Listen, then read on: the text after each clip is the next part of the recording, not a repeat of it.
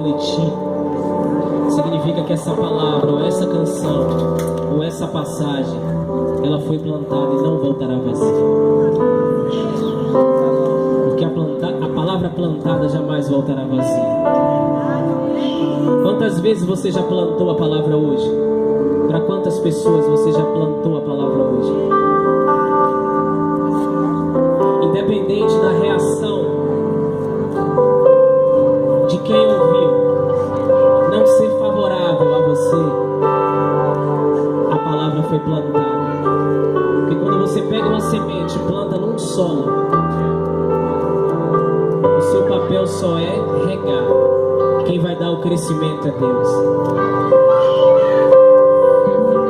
Então a palavra que você plantou hoje no coração de alguém, pode ser amanhã, pode ser daqui a um mês, pode ser daqui a um ano, pode ser daqui a 10 anos.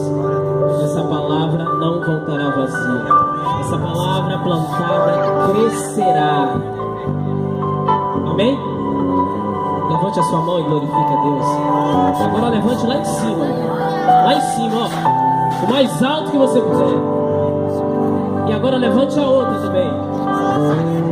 E aplauda o Rei dos Reis e Senhor dos Senhores. Aleluia. Porque se você não fosse uma Lava Jato com jeitinho, falasse Jesus, eu não estaria aqui com você.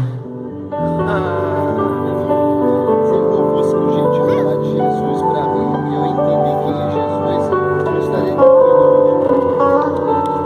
com a minha vida. Jesus.